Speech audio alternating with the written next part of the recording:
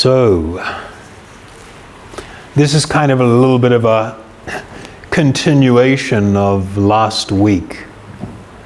You remember last week, or that was too long ago? We talked about alcohol, drugs, and yoga. And the fundamental conclusion is that by using any form of intoxicant, it actually empowers the mind to run your life. And we've discussed that in the yoga process, the need to have actual control over your mind is not just fundamental, but it is in many ways the essence of learning yoga. It's extremely unfortunate that yoga, or what people think of as yoga, has become very popular.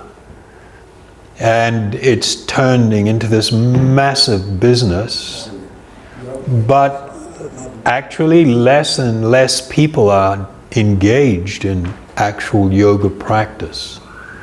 If you are engaged in physical exercise and you are not engaged in any spiritual cultivation or any attempts to deal with your mind, then reality is you are not engaged in yoga. I'm sorry if that offends anyone. The intention is not to offend, but it is really critically important that people understand this principle and this point. So we know that when the mind is given free rein, when it is simply propelled by desire and all these thoughts and these different ideas that are just constantly popping into the mind, it becomes really, really difficult for the person, the spiritual being who resides within the body, to become truly free, to experience true happiness and deep spiritual love. It becomes impossible if we are just our life is run by our mind. Materialism. So in the Yoga Sutra of Patanjali, in the second pada, in the 5th verse, it states, and he's describing here ignorance. Now, you know what's a little bit kind of difficult for a lot of people, especially in the Western world, where everybody is very much empowered with ideas of self-importance and what I think is true and what I like to do is somehow sacred and important. And, you know, it's just like, you know, I'm sorry, that's really unfortunate if people are going to live in that world because they doom themselves to unhappiness.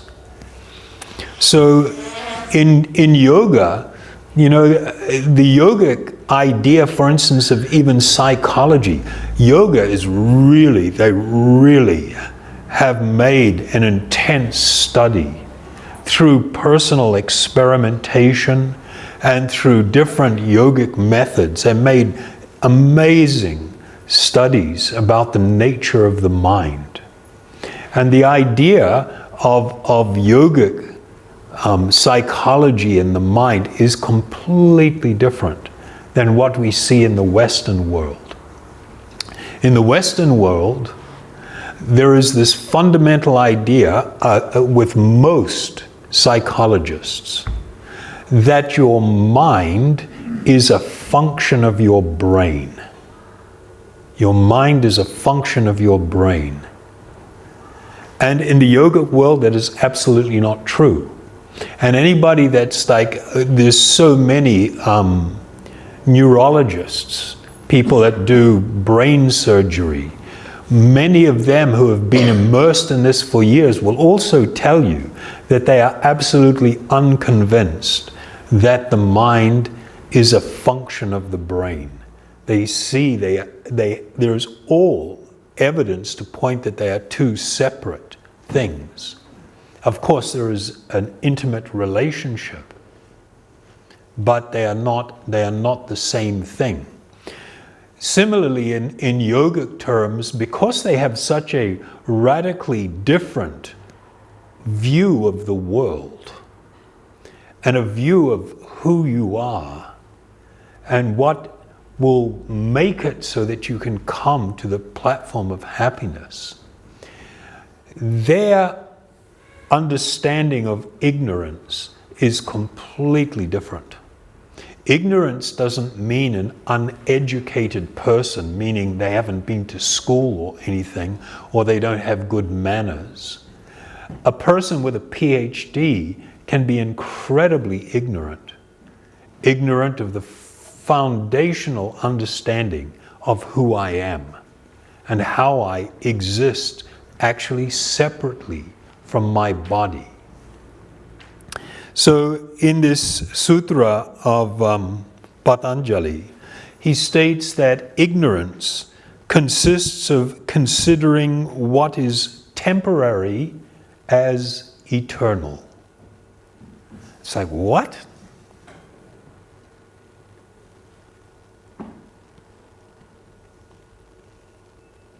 What is temporary? You're having a particular type of body and the labels attached to it. You are not a male or a female just because your body is. You are not tall or short or thin or fat because your body is. You are not a Kiwi, an Asian, an American, an Indian, just because your body is. No, you are not. And becoming overly immersed in those ideas is the foundation of all, not some or most, all unhappiness and misery. So when I identify with a particular bodily identity as being who I am, I'm making the statement, this is who I am for all eternity. And it's absolutely not true. And that's just one of, I could give you limitless examples of how people hold that which is temporary, they consider it to be eternal. And when you do that, you are in a state of ignorance, bewilderment, and confusion. So ignorance consists of considering that which is temporary as eternal, that which is impure as being pure. Now that's a really big, vast subject. One would consider misery as happiness. Can we relate to that or not? You know, when you keep, I saw this amazing interview these guys were doing in Holland, and where you can just go get free heroin. We're not talking about methadone, we're talking about heroin. And there's this guy and this girl, and they're both talking about, and their skin's all breaking out, and they're skinny, and they're filthy, and their teeth are rotting out of their head, and they're miserable. They can hardly talk. And they're talking about the need to change my life. We've got to do something about this. And then, as soon as they feel some agitation that comes about because of the addiction, and your body is heroin deprived, then you immediately start thinking, my happiness lies in shooting some of this stuff into my arm. And here they are in a park, This guy's got a needle hanging out of his arm, and he's on his knees. He's been sitting with his legs underneath him, and he's just fallen forward onto the ground.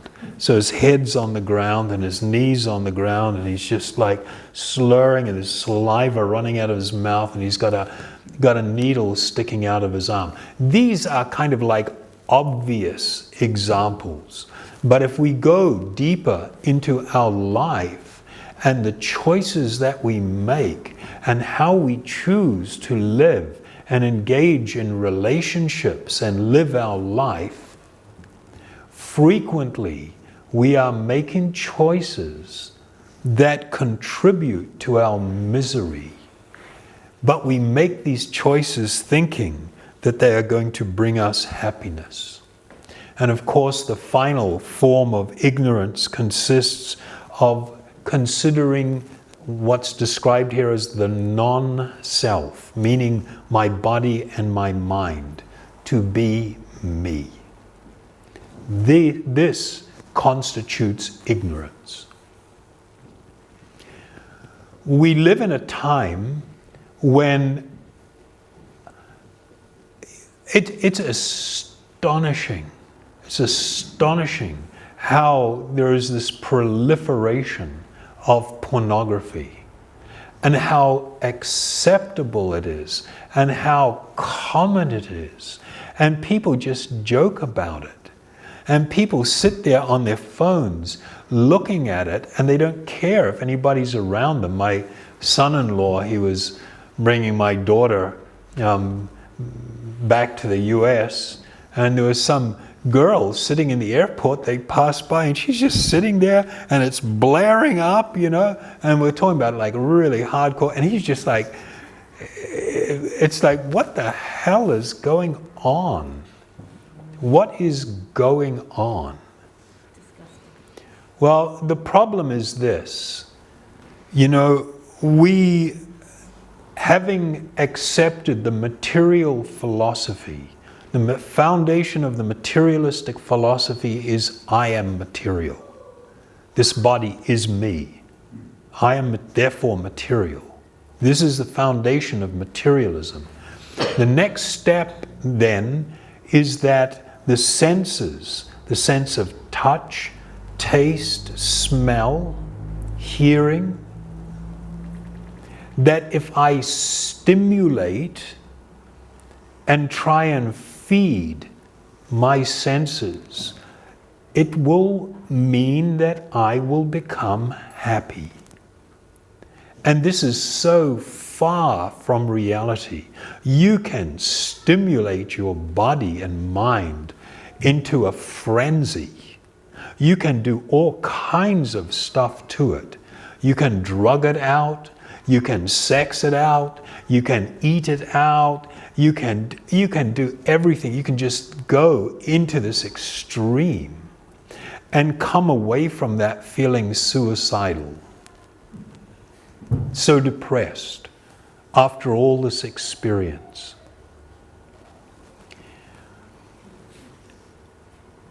Pornography is particularly problematic. It is particularly problematic from a number of different angles. One angle is that when a person stimulates the mind sexually, there is an instant reaction within the body and within the mind. There is an instant reaction. And the idea that I can then become fulfilled by taking this, just on and on and on and on, easily overwhelms us, easily takes over. And there's this extraordinary thing happening where people, there's all these studies out now as to what's really going on. And people that spend time just, engaged in absorbed in pornography, it doesn't take very long before physiological changes begin in the brain. When the brain is subjected to a heightened state of arousal, and it's allowed to go on for an hour or 2 hours or 3 or 4 hours, it begins to change some of the fundamental, not just the pathways in the brain that transmit electrical impulse and where certain chemicals are passed around, but we're talking about even the physical structure of the brain begins to change. And it quickly evolves into a form of addiction where I am completely at the mercy of my mind, where I could spend my whole life in this haze. And the moment of death will come when I am to leave my body. My consciousness will be in the sewer. I will be overwhelmed with fear. You know, the living being, the soul, is yearning to be free. Is it not? The living being is yearning. The soul yearns to be free. The soul yearns for happiness. The soul yearns for love. But when we choose these courses of action, what we are doing is making it practically impossible for me to become free, for me to experience true happiness. And in some ways, maybe more than intoxicants, it empowers the mind to completely take over. And of course, the result is absolutely horrific where this goes. One of the things that always happens, if people spend time absorbed in pornography, they are finding now that people lose the ability to be able to have healthy relationships. You lose the ability to feel empathy for others. You objectify people. A person is a special thing. Any life is incredibly special and important. And when I shut out in my mind the existence of a person, and I simply look at a body and see it as a thing I can just use and just wring pleasure out of and use to stimulate me and excite me, and then what it does, I am being immersed in a form of selfishness that is incredibly destructive. Incredibly destructive. Fantasy becomes the reality, and that's when rape happens. Yeah, and that's absolutely true. Yeah, you know what? These things all start in the mind. They all start in the mind. And when people live in that world, it is astonishing where it can go. We shouldn't look at people. I mean, you have pedophiles, we're doing this thing in the prisons, and it's just like amazing doing these meditation classes, and the response we're getting is incredible. Next week we're moving into the sex offender unit, and it's like, but they are also people, and they also need love, and they also need a chance. But when one of the guys tells me he was in there for like 6 months or 9 months, and with him were 2 guys that raped a 13-year-old baby, a 13-month-old baby. And it's just like, how, and he just felt so nauseous, he got up and walked out of the group that was discussing it. But this and more, all of this becomes possible when we pursue the materialistic philosophy, when we live in ignorance, giving up this actual understanding of our true spiritual identity. So, this is actually a really big and a really far out subject. And a lot of people can relate to it. But I will just state a couple of truths. One is that for you to engage deeply in the pursuit of the use of pornography, it is absolutely required that you must give away any notion of your spiritual existence and any notion of the spiritual existence of the people that you're looking at, the bodies that you're looking at. You must become totally lost in this untruth that the body is me. This is an untruth. It doesn't even have a little truth to it. It is totally untruth. The body is a vehicle that I am using. And when I become absorbed in this untruth, it becomes impossible for me to experience any form of actual freedom, any real and lasting happiness, and I will never know peace in this life.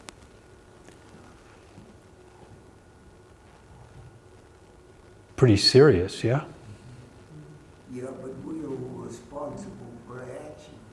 Some people are sick functions.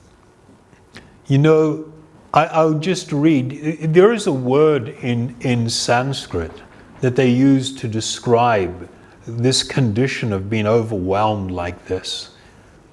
And the word is karma, not karma, K-A-R-M-A, which is action, but K and a long A, K-A-M-A, karma. Karma literally can be translated in English to lust. But again, in the yogic sciences and the Vedic scriptures, they have a whole different way of looking at what we would call sin or sinful acts than people that are exposed, for instance, to Christianity. It's just like this amazing different way of looking at it. But one of the characteristics of this lust or karma is this intense selfishness, where it becomes all about me. And if it becomes intensely all about me, I become capable of anything. The most horrific, violent, destructive criminal acts are performed by people that are overwhelmed with selfishness, where they cannot even feel, they don't even feel that they are causing pain and suffering to others. They are so lost in their own anger or in their own desire or whatever. They're so lost in it that all they can think about is me and what I'm experiencing. And everybody else is just a blur. It's almost non-existent. So like, for instance, when they conduct therapies for people that are sexual offenders, particularly against children, but anybody, a big change begins to happen to a criminal who is engaged in this activity when they begin to recognize that the person that I committed this offense against actually didn't like it. Not only did they not like it, I terrorized them. I caused them such pain and terror that their life will probably be spent trying to deal with what has happened.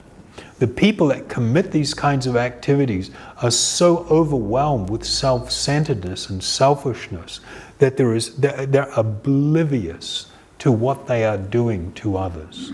So this is kind of like the far end of the spectrum. But all of these things are tied together. I'll just read before we finish, because these nights are just short snippets of transcendental truth. It's not the time to deal with them in detail. In the Bhagavad Gita, this great warrior prince, after having heard some instruction, spiritual instruction, and he's preparing for a battle, he's on the battlefield, and then there's all this stuff going through his mind. He's like in turmoil. He can't figure out what he should do, what's the right course of action. And he asks,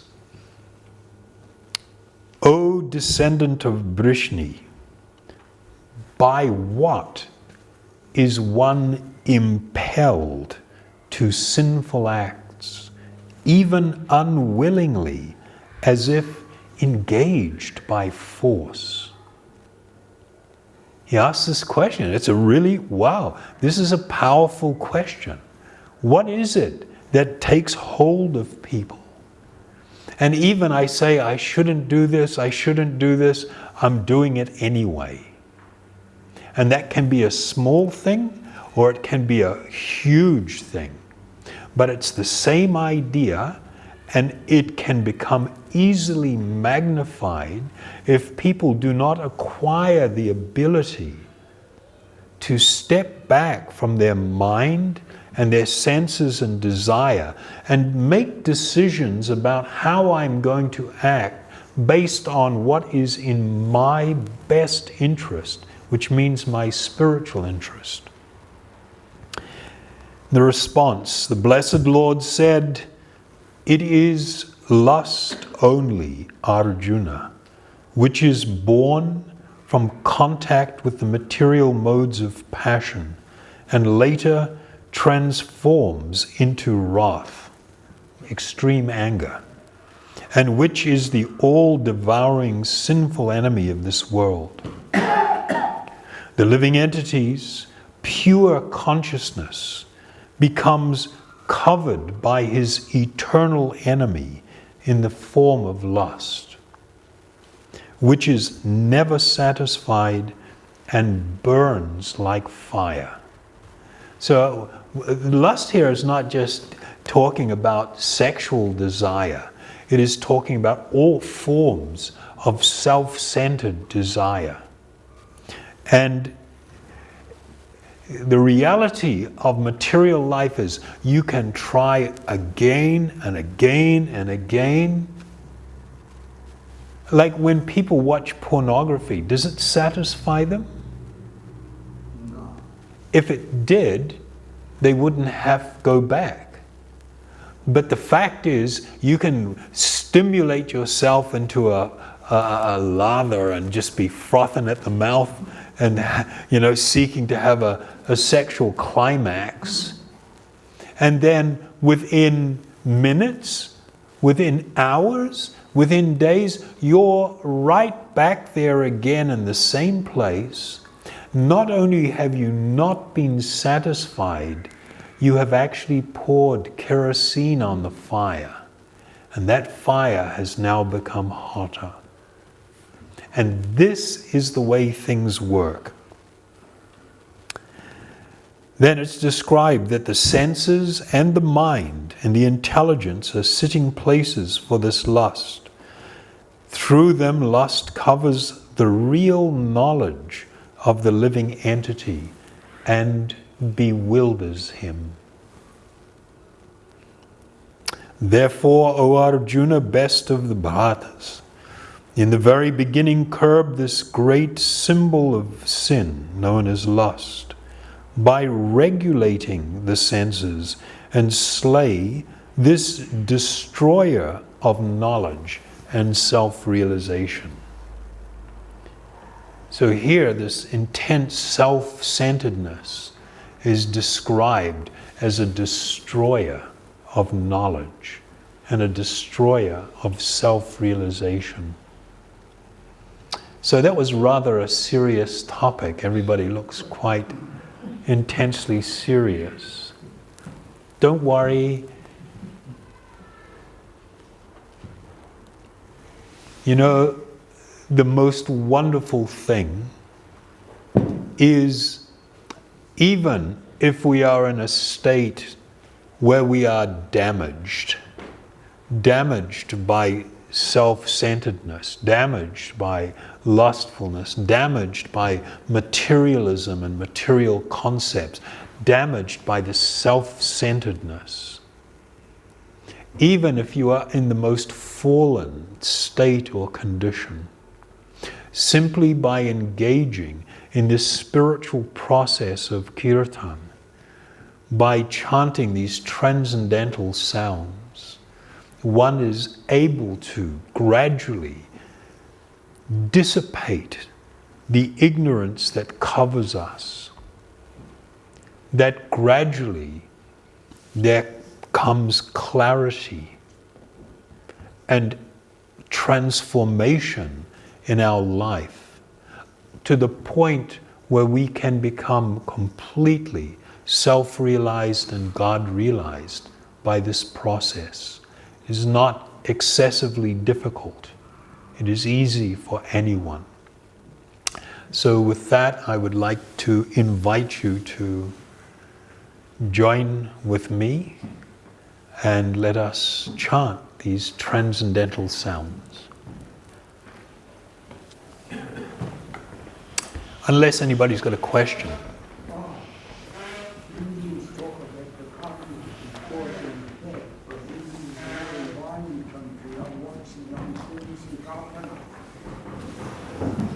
I'm sorry, I couldn't hear so well. I'm just making a comment. Yeah. India is a very violent country. I know that their gods have Baba, Shiva, but where does it lead? You know, it's very violent. Some parts are money making. This is a big subject, and we will deal with things, but I think we're kind of out of time.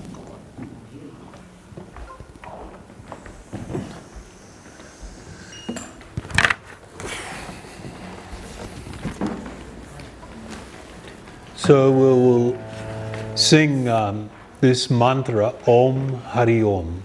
This sound, Om, is the transcendental sound representation of the absolute truth, or God. And the word Hari, it addresses this highest truth as he who removes the impediments from my heart, removes my suffering, removes my pain. And so to chant this mantra, Om Hari Om, is like a very fervent prayer. And by chanting it very thoughtfully, then one will immediately experience an effect from this. Oh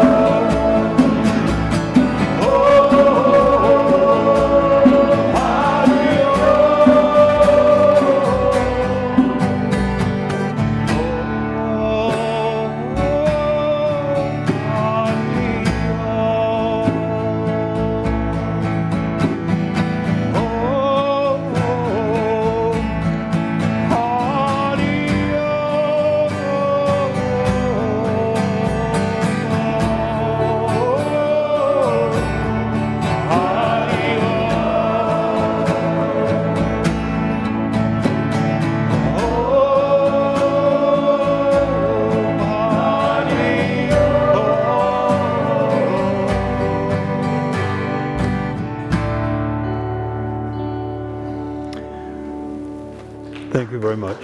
Haribol.